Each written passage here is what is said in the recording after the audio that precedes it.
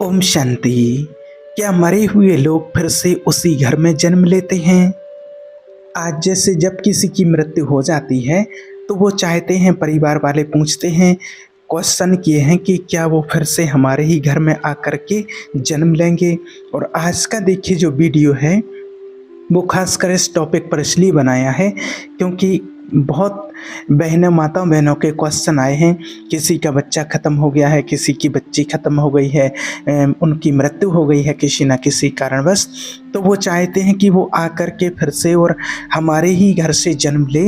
एक 3-4 बहनों का एक जैसा ही क्वेश्चन है। उन्होंने कहा है कि देखिए, मेरी 8 महीने की बच्ची की मौत हो गई है किसी बीमारी के चलते। उसको काफ़ी ट्रीटमेंट लेने के बाद भी उसको हम बचा नहीं सके, उसकी मृत्यु हो गई है। अब मैं चाहती हूँ कि वो मेरे ही कोख से जन्म ले, मेरी ही बेटी बन कर के फिर से आए। और मुझे बहुत टेंशन हो रही है, मैं अपनी उसी बेटी को फिर से चाहती हूँ। एक बहन ने और कहा है कि मेरी बेटी जो थी 2 साल 4 महीने की थी, अब वो क्या फिर से मेरे ही गर्भ से जन्म लेगी? वो फिर से मैं चाहती हूँ कि मेरी ही बेटी बन कर के आए। ऐसे और भी तमाम क्वेश्चन रहते हैं। तो देखिए, आज आप लोगों को बताएं कि जब किसी व्यक्ति का शरीर छूटता है और उसकी मृत्यु होती है तो मृत्यु के बाद जो उसका जन्म होता है वो ये निश्चित करता है उसके कर्मों के आधार पर कि उसने कर्म कैसे किए हैं, और उसके कर्म के अनुसार ही उसके माता पिता डिसाइड किए जाते हैं कि उसको किस माता पिता के यहाँ जा कर के जन्म लेना है, किस माँ के गर्भ में जा कर के जन्म लेना है। सबसे पहली बात तो ये होती है कि जैसे ही किसी का शरीर छूटता है, यहाँ से कोई आत्मा जैसे ही शरीर छोड़ कर के जाती है, उसका समय पूरा हो गया है, उसको जितना यहाँ पर भोगना था उसने भोग लिया है। जितना उस परिवार के साथ, उस माता पिता के साथ, पति पत्नी के साथ जो भी रिलेशन थे, जितने समय के लिए उसको अभी यहाँ पर भेजा गया था, जो उसका समय था, वो आत्मा इस सृष्टि पर जन्म लेकर के आई थी। जितना उसका समय था और वो समय उसने अपना पूरा कर लिया है। जैसे ही उसका शरीर छूटता है तो उसको फिर दूसरी जगह जाना होता है जहाँ उसके कर्म के अनुसार उसका हिसाब किताब बना हुआ होता है। तो फिर वो आत्मा उस गर्भ में प्रवेश कर जाती है। अब इतना हो सकता है कि जहाँ वो आत्मा जाती है तो वो हो सकता आपके परिवार में ही आत्मा आ जाए। ये हो सकता है कि हाँ, उस परिवार में अधिकतर बच्चे जन्म भी लेते हैं और इसके कई लोगों ने ऐसे उसके नमूने निशाने भी बताए हैं कि ऐसा ऐसा हुआ था हमारे यहाँ। वो थे, कहीं दादाजी थे, कहीं कोई थे, तो उनको ये निशान था और ऐसे माना वो बच्चे का जन्म हुआ है तो वो ही आए हैं, हमारे वो थे, वो ही प्रियजन थे, वो ही दोबारा से हमारे परिवार में आ गए हैं। तो यहाँ तक तो सत्य होता है और होता भी ऐसा है कि वो परिवार में आ जाते हैं, जन्म ले लेते हैं। लेकिन इसका कोई प्रैक्टिकल प्रूफ प्रमाण नहीं है कि हाँ वो ही आए हैं या किसी ने बताया हो। हाँ, इतना रहता है कि उन बच्चों को कभी कभी याद रहता है जो जन्म लेकर के आते हैं, तो वो ही बताते हैं कि मैं पिछले जन्म में कहाँ था और कौन मेरे माता पिता थे और कैसे कैसे कितने मेरे बच्चे थे, क्या था। वो थोड़ा बहुत जो भी उनको याद रहता है तो वो बच्चे बताते आते हैं।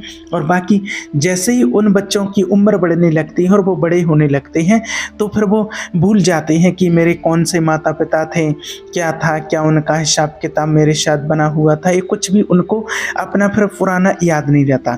जैसे ही बच्चे को नया परिवार याद आने लगता, नए परिवार की पहचान मिलने लगती है, नए परिवार की जैसे उसको स्मृतियाँ आने लगती हैं, तो वैसे ही उसका जो पूर्व का जन्म होता है उसको भूलने लगता है और नए परिवार के साथ वो जुड़ना शुरू हो जाता है। अब वो पुराना क्यों भूल जाता है?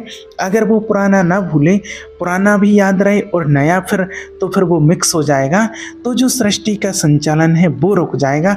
इसका मूल मेन कारण यही होता है। क्योंकि अगर किसी को याद रहेगा कि ये मेरी पत्नी है और वो पहुंच जाए कि तुम मेरी पत्नी हो, कहीं और से आकर के कोई मेरा भाई है, कोई पिता है, कोई बहन है, कोई बेटा है, तो ये सारा जो सिस्टम है, एक सृष्टि का विधान जो बना हुआ है वो बिगड़ जाएगा।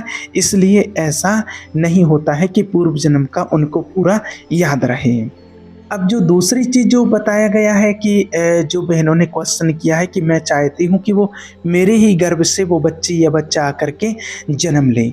तो देखिए यहाँ पर एक चीज़ और आपको बता देते हैं कि वैसे आत्मा जब शरीर छोड़ती है तो अधिकतर 99% आत्माएं जो होती हैं वो दूसरे गर्भ में तुरंत प्रवेश कर जाती हैं, इंटर कर जाती हैं, उनका हिसाब किताब बना हुआ होता है। कुछ आत्माएं ऐसी होती हैं जिनको कह सकते हैं 0.5% में कुछ आत्माएं कि किसी कारणवश जो थोड़ा बहुत रुक सकती हैं, उनका जो हिसाब किताब होता है आत्माओं के साथ।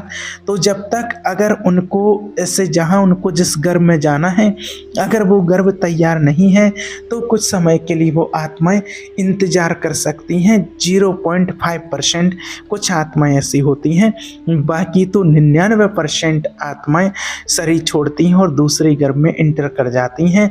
और वो आत्माएं जिन्होंने कहा कि मेरे गर्भ में आए या मेरे परिवार में जन्म ले, तो हाँ, उन आत्माओं का कोई हिसाब किताब ऐसा बना हुआ है कि उनको फिर से आपके यहाँ आना है, कोई हिसाब किताब है।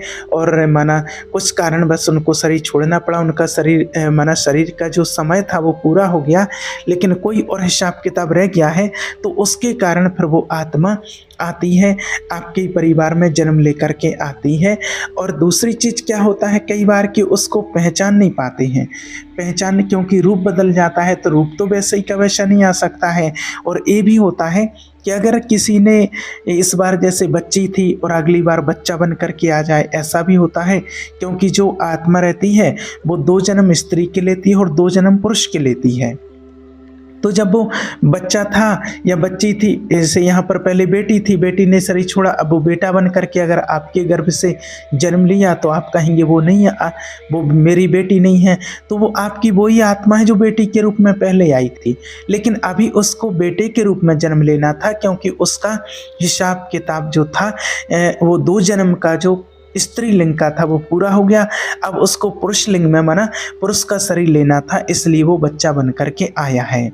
और जहाँ तक होता है ऐसा भी कई बार होता है कि जैसे किसी आत्मा का हिसाब किताब बना हुआ है और उसको आपके आसपास अगर कहीं आना है, तो क्या होता है कि आपके कहीं रिलेशन में जन्म ले लें, वहाँ से आपके कोई ना कोई कनेक्शन जुड़ जाते हैं, तो वो आपके पास किसी न किसी हिसाब किताब से आती है। और अगर आपके यहाँ मान के चलो जन्म भी नहीं हो पाया, आपके कोई रिलेशन में जन्म नहीं हो पाया, आसपास जन्म नहीं हो पाया, उसका जन्म कहीं भी हो गया, तो वो आपका कोई ना कोई कनेक्शन जुड़ेगा, आपके घर में बहू बन करके आ जाएगी, या कोई और रिश्ते से आ जाएगा, या फिर आपका बेटा है या बेटी है, आपके यहाँ बेटी है तो वो कहीं दूसरी जगह जा कर के उस किसी की बहू बनेगी, किसी की पत्नी बनेगी, जहाँ उसका हिसाब किताब होगा। तो ऐसे भी आत्माओं के कनेक्शन जुड़ जाते हैं। और अधिकतर वही आत्मा उसी परिवार में दोबारा से आकर के जन्म लेती हैं जो उनका कुछ से आपके साथ कार्मिक अकाउंट है, और कार्मिक अकाउंट वो पूरा नहीं हो पाया और उसके शरीर की आयु पूरी हो गई, इस जन्म में उनका समय पूरा हो गया है, तो वो आत्मा फिर से किसी न किसी प्रकार से आपके परिवार में आती है और जन्म लेती है। अपना हिसाब किताब पूरा करने के लिए ही आत्मा आती हैं।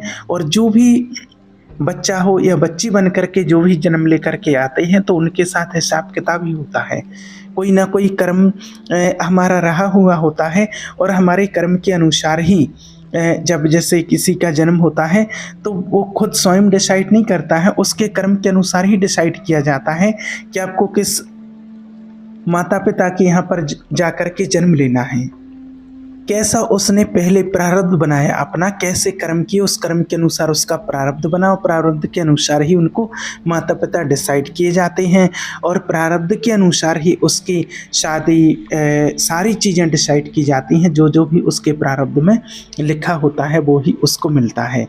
इसलिए आप बिल्कुल भी कन्फ्यूज ना हो, बिल्कुल भी परेशान ना हो कि हमारे यहाँ कौन आएगा कौन नहीं आएगा, किस आत्मा का जन्म होगा। अरे आप तो जो भी आत्मा आपके यहाँ आती है, बेटा बन करके, बेटी बन करके, जो भी आता है उसका दिल से सम्मान कीजिए, उसका स्वागत कीजिए, उसके स्वागत की तैयारी कीजिए कि आपके यहाँ वो ही आत्मा आ रही है जिसका आपके साथ हिसाब किताब जुड़ा हुआ था।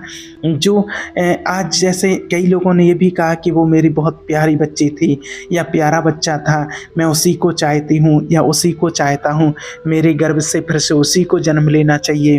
तो देखिए, वो बच्ची प्यारी या बच्चा प्यारा नहीं था, आपने उस आत्मा की सेवा की थी। कभी कभी किसी जन्म में आपने उसकी सेवा की थी, उसको प्यार दिया था, बहुत प्यार दिया था, इसलिए वो आत्मा आपको प्यार देने के लिए आई थी। और वो प्यार देने के लिए इसलिए कम समय के लिए, क्योंकि उतने समय के लिए आपका हिसाब किताब बना था, अब कम समय में उसको आपको इतना प्यार देना था, इसलिए आपको वो इतना प्यार दे करके गई है। तो आप समझते हैं कि मेरी बच्ची या बच्चा बहुत प्यारा था, इसलिए वो आत्माओं का हिसाब किताब था और उसी कारण से आत्मा वो आती है तो दुख और सुख देने के लिए। और कई लोग कहते हैं कि ये तो मेरा बच्चा बहुत ख़राब है या बच्ची ख़राब है, ऐसे जन्म लिए हैं, ऐसे मेरे यहाँ आए हैं। तो ये भी कर्मों का ही हिसाब किताब रहता है और कर्म के कारण ही बच्चे दुख और सुख देने के लिए अपने कर्म के अनुसार ही जो हमने प्रारब्ध बनाया है वो ही देने के लिए और अपने प्रारब्ध भोगने के लिए हम यहाँ पर आए हुए हैं। इस बात को आप बिल्कुल नोट कर लीजिए। तो आप ये मत सोचिए कि कोई दूसरा आएगा या कौन आएगा, आप तो पॉजिटिव रहिए। जो भी आपके यहाँ आने वाली आत्मा है, बच्चे के रूप में हो या बच्ची के रूप में, वो बहुत अच्छी आत्मा है। आप तो भगवान से सुबह शाम उठ करके यही प्रार्थना कीजिए, यही अफर्मेशन कीजिए और भगवान का जब ध्यान करते हैं तो आप यही संकल्प कीजिए कि जो भी आए मेरे घर में, जो भी आत्मा आने वाली है उसको अच्छे वाइब्रेशन दीजिए, उसको पॉजिटिव रखिए। ये महान आत्मा है, ये पुण्यात्मा है, बहुत से पुण्य कर्म करके ये आत्मा मेरे गर्भ में आई है, मैंने बहुत अच्छे कर्म किए हैं और उन पुण्य कर्मों का फल मुझे मिल रहा है और ये पुण्य आत्मा बन करके मेरे गर्भ में आई है। ये आत्मा मुझे बहुत सुख प्रदान करेगी और मेरी जो भी मनोकामना, मेरी जो भी इच्छाएं थी बच्चों को लेकर के, वो सारी जो अधूरी इच्छाएं अभी तक की रही हुई हैं और वो ये जो आत्मा आ रही है मेरे गर्भ में फिर से, ये मेरी हर इच्छा को पूर्ण करेगी। इस प्रकार के आप पॉजिटिव संकल्प करते हुए और रोज सुबह शाम कि महान आत्मा ये भगवान की संतान है, मैं तो मात्र निमित्त मात्र बनी हूँ, वास्तविक तो ये भगवान की संतान, ईश्वर की संतान है और भगवान ने मेरे कर्म के अनुसार मुझे निमित्त बनाया है कि मेरे यहाँ ये बेटा बेटी बन करके जन्म लेगा और मुझे सौभाग्य मिला है इस पुण्यात्मा को जन्म देने का। और ये बहुत महान आत्मा है और बहुत उच्च कार्य करेगी जिससे मेरा भी नाम रोशन होगा और पूरे परिवार का नाम रोशन करेगी। ये महान आत्मा है। तो आप पहले से ही ऐसे पॉजिटिव उस आत्मा को वाइब्रेशन दीजिए जो आपके यहाँ आने वाला है। ऐसा नेगेटिव संकल्प मत कीजिए कि पता नहीं कौन आएगा, वही आत्मा आएगी, जो मेरी बेटी थी वही आएगी या दूसरी आएगी, जो मेरा बेटा था वही आएगा दूसरा आएगा। आप पहले ही उसको नेगेटिव कर रहे हैं कि नहीं नहीं मुझे दूसरा नहीं चाहिए, मुझे तो वही चाहिए। अरे वही है, जो भी है अच्छा है और आप पॉजिटिव रहिए, आप बिल्कुल भी नेगेटिव ना रहिए। आप अभी से ही उसको नेगेटिव वाइब्रेशन मत दीजिए, आप पॉजिटिव वाइब्रेशन दीजिए, पॉजिटिव रहिए और आप देखेंगे पाएंगे अपने जीवन में कि वो कितनी अच्छी आपकी संतान होती है। आपने जो जैसे कर्म किए थे तो वो आपके कर्म के अनुसार ही आपके यहाँ आ रही है और उसको आते ही साथ आप पॉजिटिव वाइब्रेशन देंगे तो उसका जीवन बहुत अच्छा बनेगा, आपको सुख प्रदान करेगी और आपके कर्म के अनुसार ही संतान आकर के जन्म ले रही है। इसलिए अपने कर्म पर विश्वास रखिए और हमेशा अच्छे कर्म कीजिए। जब आप अच्छे कर्म करेंगे तो आपके जीवन में सब कुछ अच्छा ही होगा, आपके साथ कभी बुरा नहीं होगा और बुरा होता भी है तो उसमें रोना नहीं है, दुखी नहीं होना है, क्योंकि ये भी आपके किसी न किसी जन्म के कर्म का फल है जो आज आपको मिल रहा है। ये आपने प्रारब्ध बनाया था, क्योंकि प्रारब्ध ही आता है आपके सामने जो आज आपको मिल रहा है। इसलिए आप निश्चिंत रहिए, पॉजिटिव रहिए, जो भी आएगा आपके यहाँ अच्छा ही होगा और अच्छा ही आएगा। ठीक है, ओम शांति।